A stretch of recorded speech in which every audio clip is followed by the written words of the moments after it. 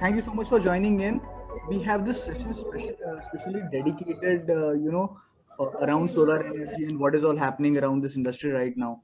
So we have been listening around a lot of news that Adani Green is taking into a lot of investments into solar. Reliance is doing a lot of investments in solar. With the energy crisis going on, can solar, help us get out of this energy crisis? A lot of questions, a lot of news.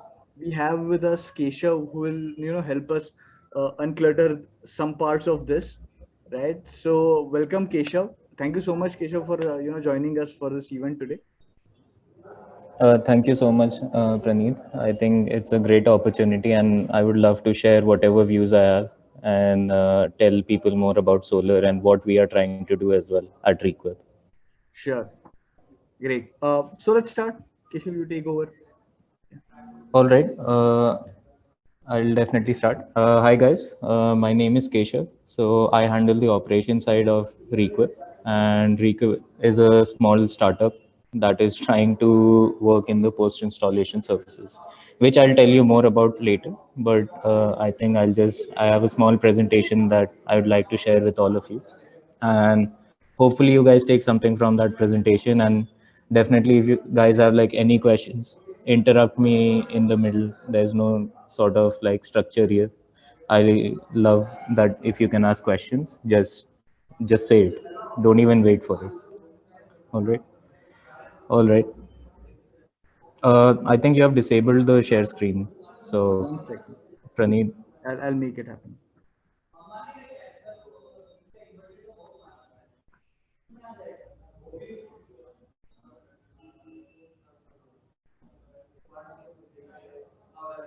Check now if you can.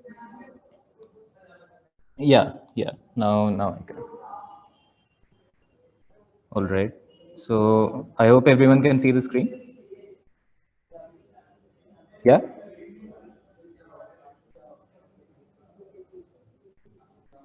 Can everyone see the screen? Yes or no? Yeah, it's visible.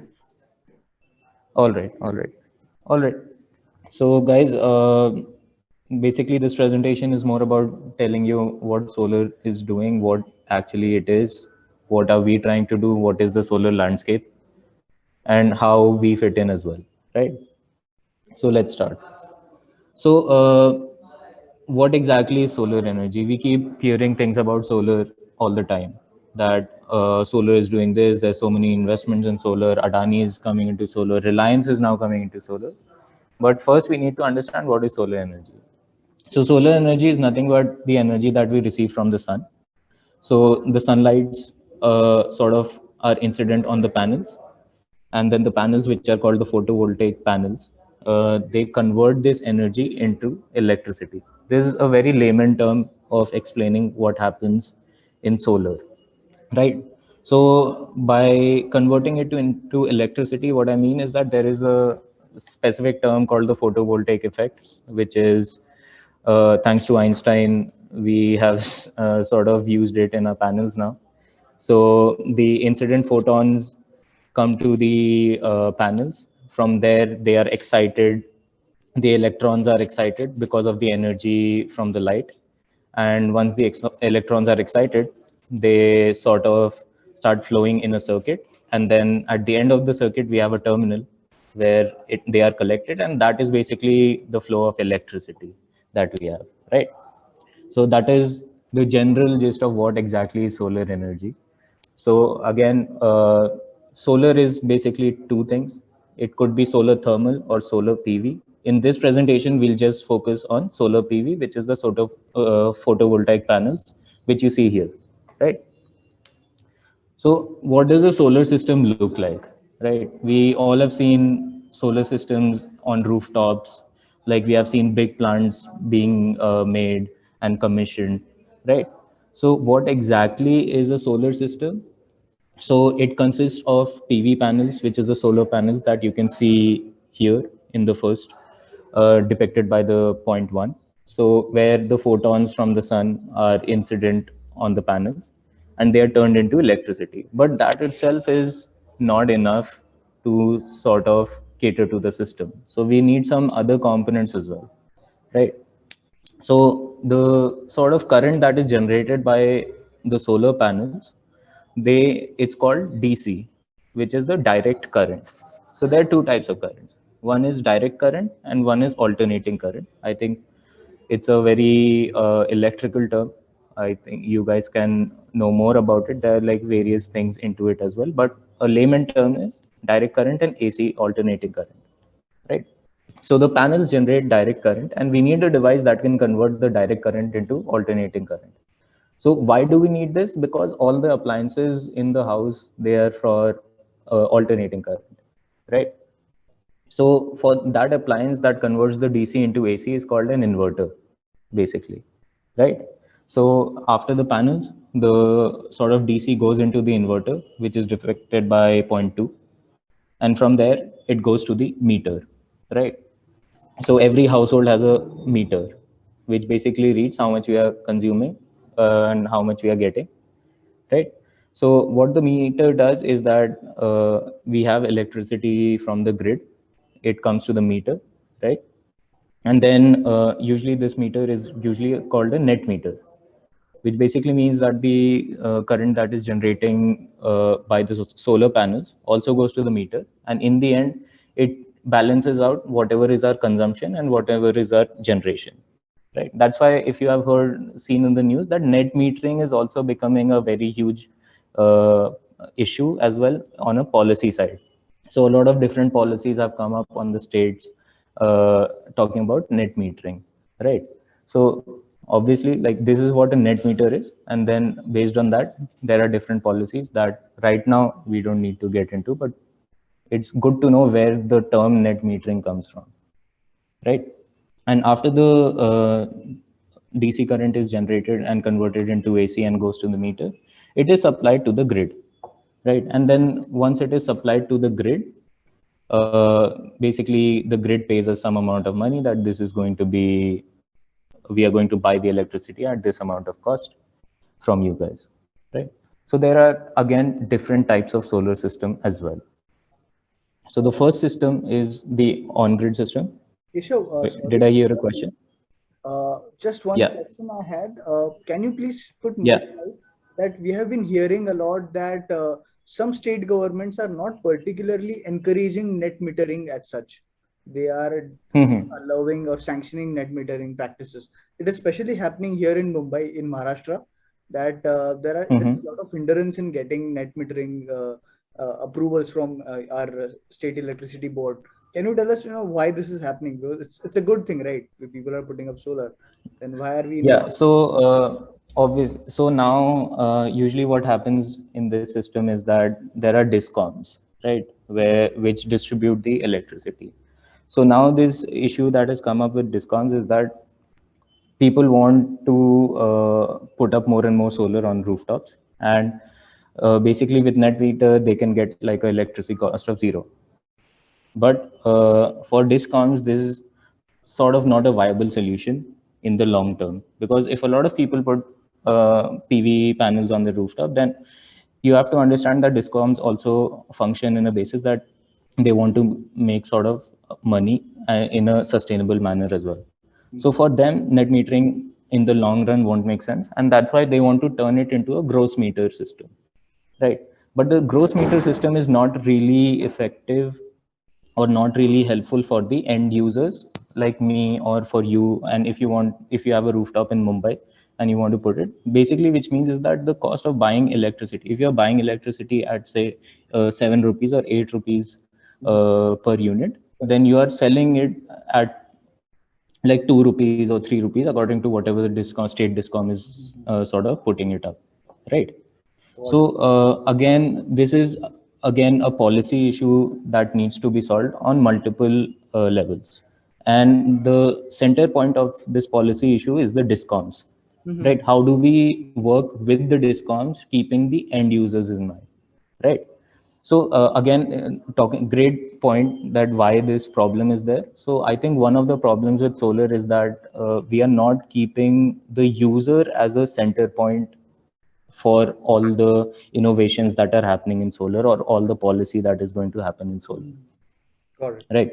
So once we start keeping the user in the center, then a lot of things would be streamlined in a much better manner, right? Which I'll talk about more on that, how to keep the user in mind and what exactly are the different sort of problems that we might face in the further slides as well.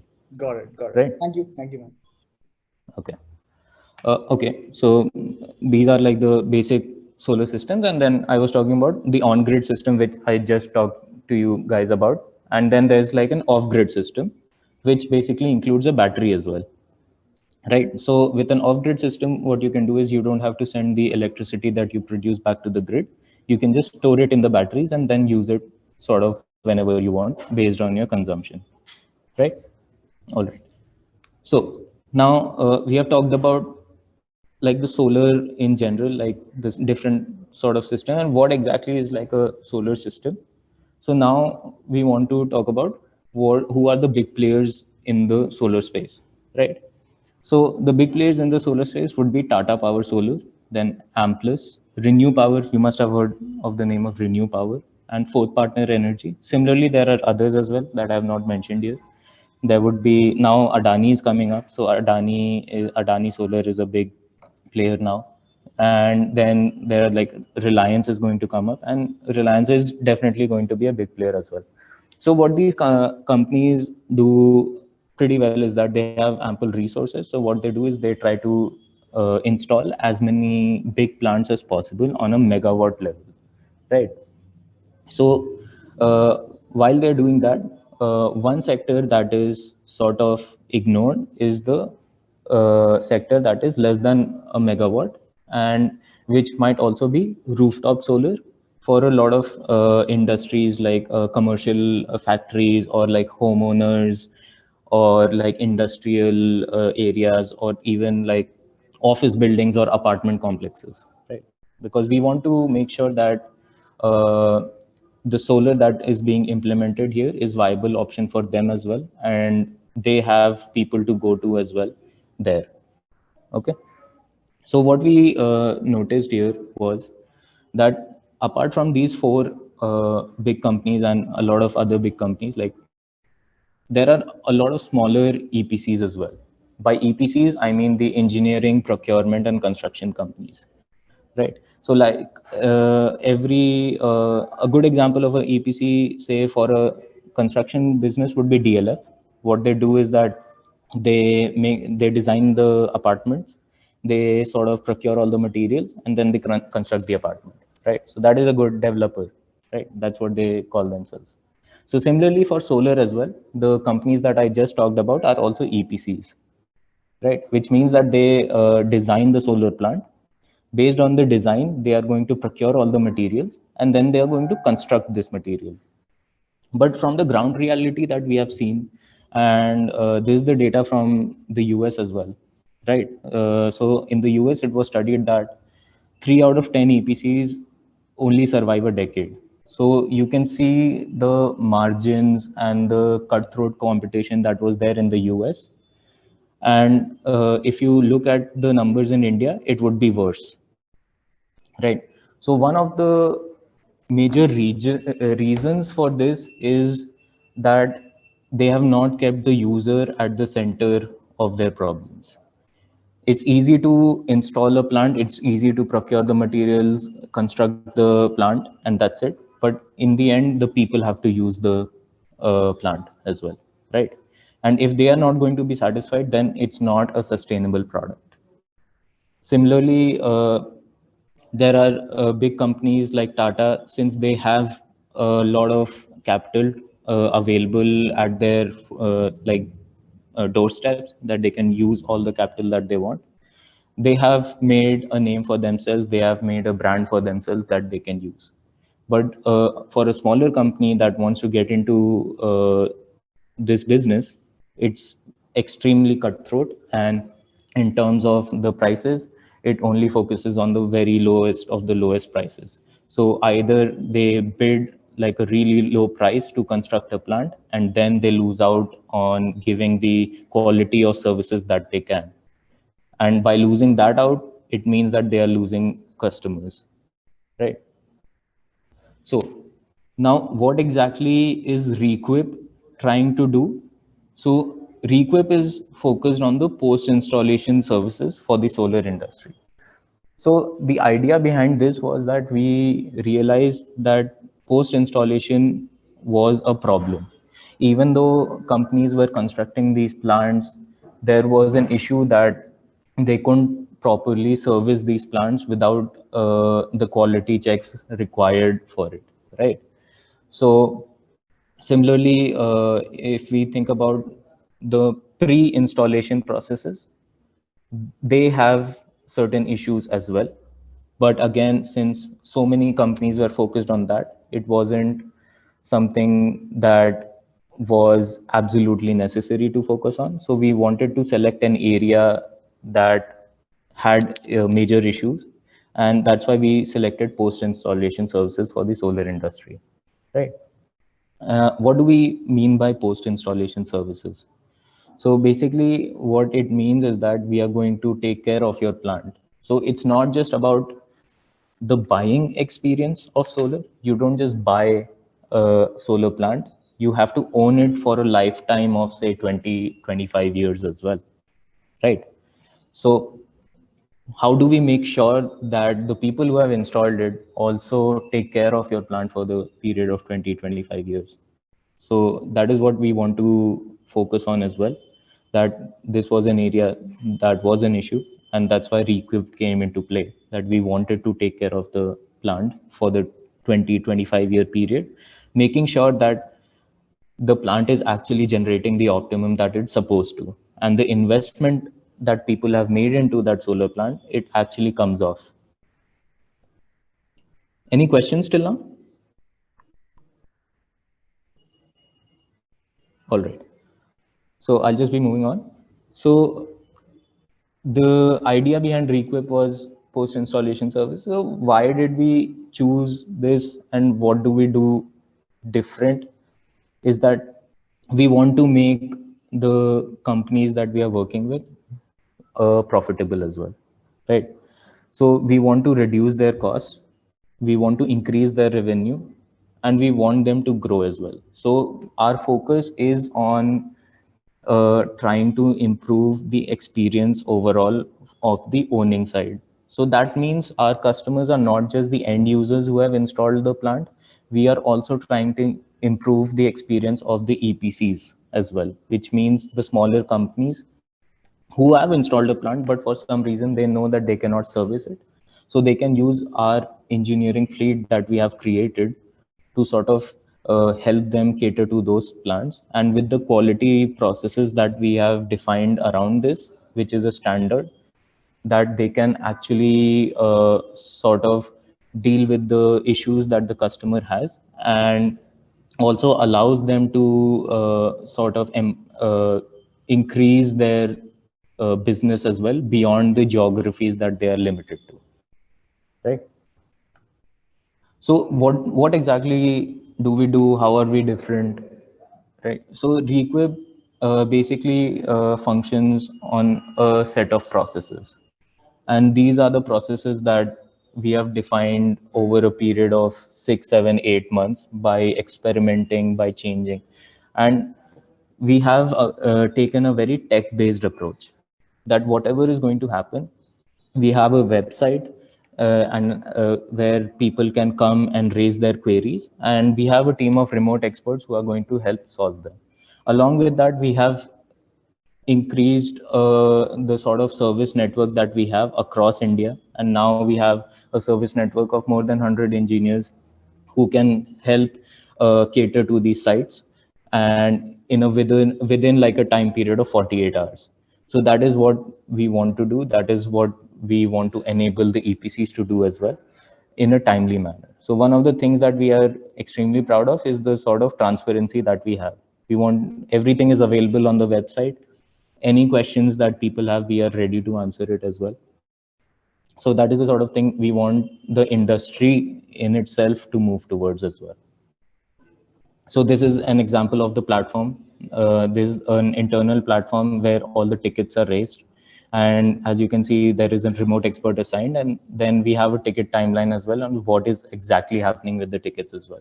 By tickets, I mean the queries that people have. It might be servicing of plants. So what exactly is happening there?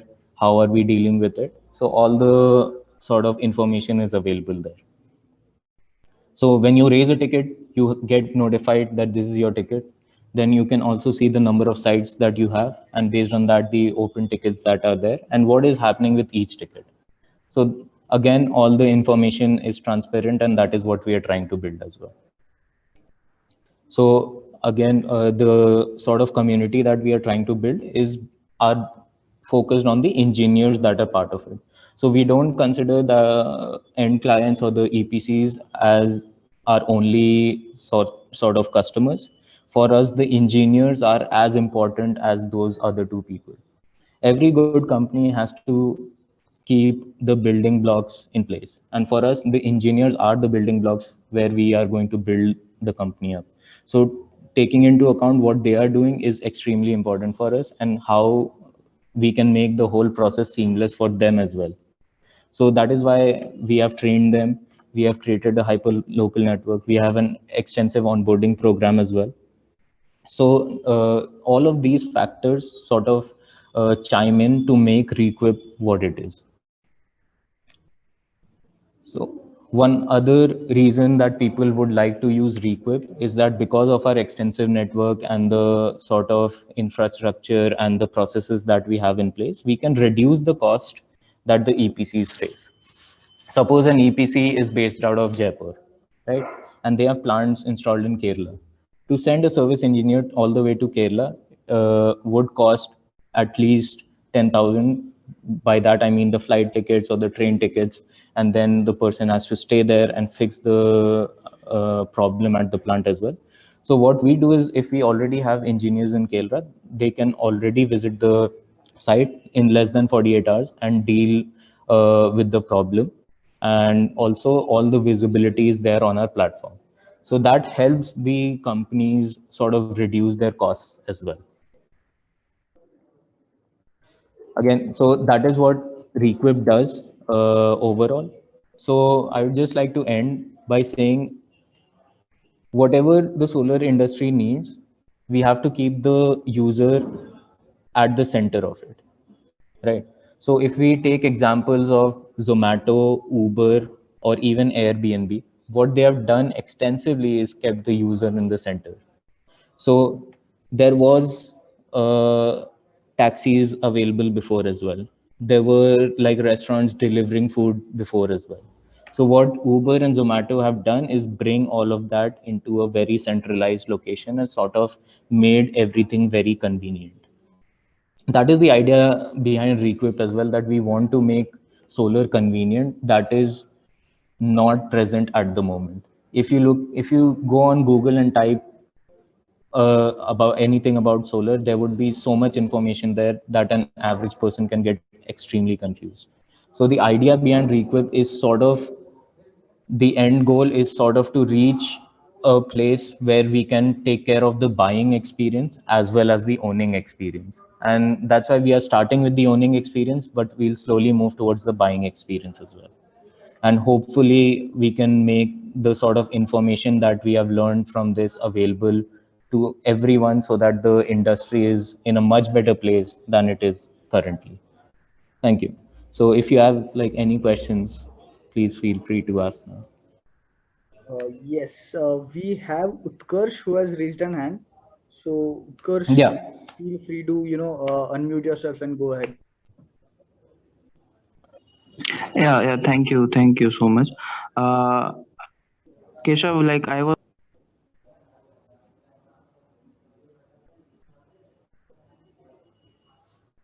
Utkarsh, you are not audible. Uh, Utkarsh, could you just repeat the question? Hello. Hello, am I audible? Yeah. Yeah, Yeah. Utkarsh. Sorry for that. Like Keshav, like I was quite intrigued by the name that Reequip has got. Like, can you tell what was the motivation behind this, like the naming part of the Reequip? Okay, so the naming part would be basically to re-equip people So that is sort of like a fancy term that we wanted to use, that we are re-equipping stuff. So that is how it came. Basically, the idea of the company is just to solve as many problems as we can. We want to make things very convenient for people, and then re-equip was something that was going on in our mind, and that's why we sort of went with it. Yeah. So any other question? Yeah. Hi, Keshav. Can you hear me? Yeah. Yeah. So, my question was that if any person to the industry wants to get into solar industry, Yeah. because everybody knows that renewable will be a big industry in coming time. So, what skill in solar industry is in the most demand right now, and how that can be developed in a particular individual? Could you just repeat the question? I couldn't hear because of the broken connection. Okay. Can you hear me now? Clear? Yeah. So my question is that, I mean, the solar industry is really growing fast right now, and of course, renewables will be a big industry in coming time. So let's say if a fresh engineer or an engineer who is working in mechanical or electrical field wants to get into the solar industry, so what is the fastest way to get into the industry, and what skills are in the most demand, and also how to achieve those skills so that you are relevant for the industry? All right. Great question. So let's just break down the question. Basically, his question is that if anyone wants to get into solar, what is the fastest way to do it? What are the skills required to do it? And what would be the first step? All right. So the first thing that you can do is reach out to people who are in the solar industry, right? Because it's important. It looks fancy from the outside. It's good to take a inside perspective as well as to what exactly happens. So another very important skill that is required is you have to be very curious. If you're not curious, there's absolutely no point in learning technical skills because it won't be useful. So curiosity is something that can sort of gloss over a lot of technical skills, and it's far more important than the skills that you're going to learn.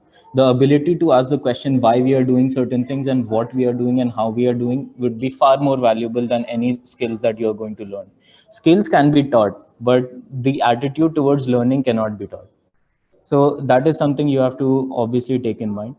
Obviously, another advice is that people in not just solar but every industry are very approachable.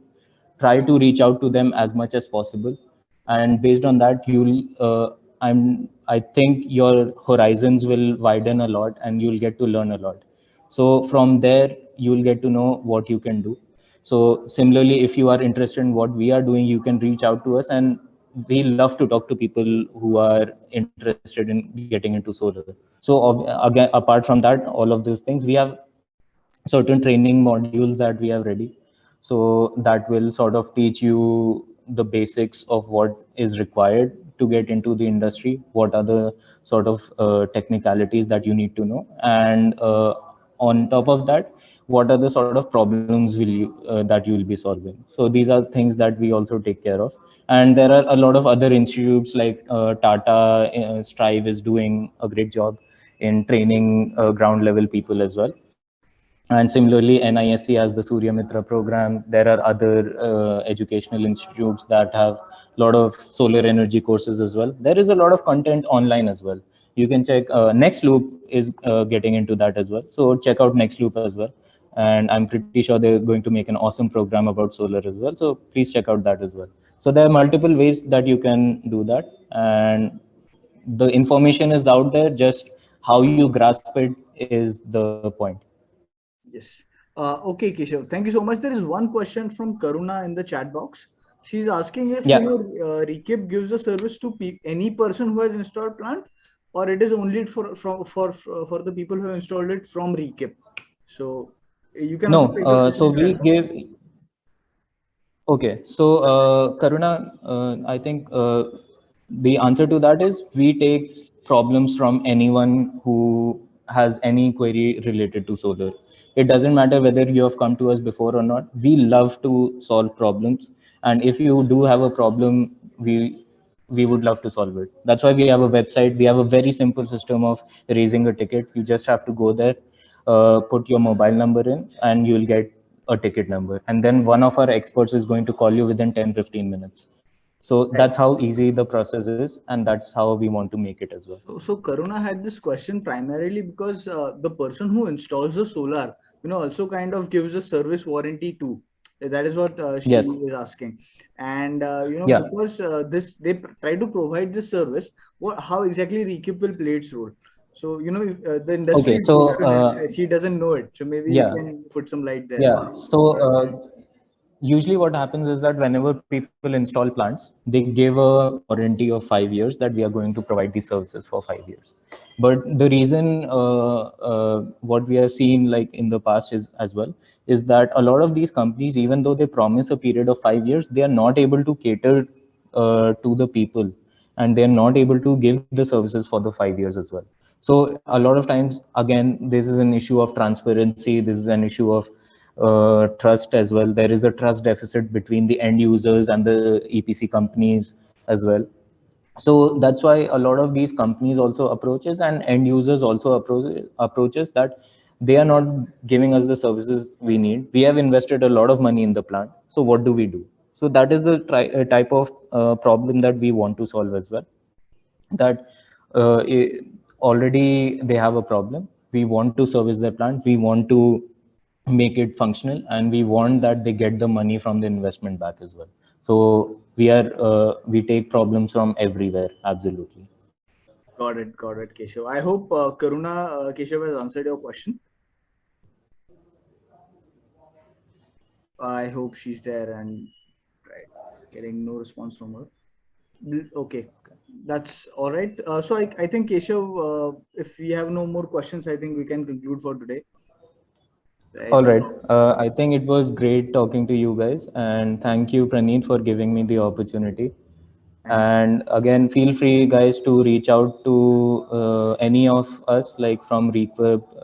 Any of us are like available on LinkedIn. You can reach out to us, and also reach out to Praneeth as well. Next Loop for the training modules that I think one question was raised. So yes. Next Loop is going to do that as well. So reach out to them as well.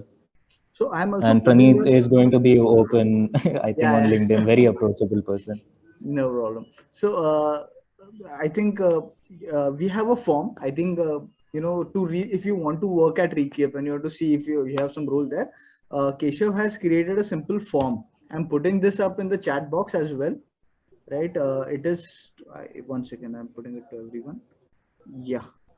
So anyone who is interested, wants to get started with Recip or need some guidance on how to start, just fill out this form, and the Recip team is very kind enough to reach you out. Right? I'll be also putting up this form in our group as well, so that will help. All right, guys. I had a question. Yes, please. Yeah. So ideally, what kind of you are hiring freshers, mechanical web specifically?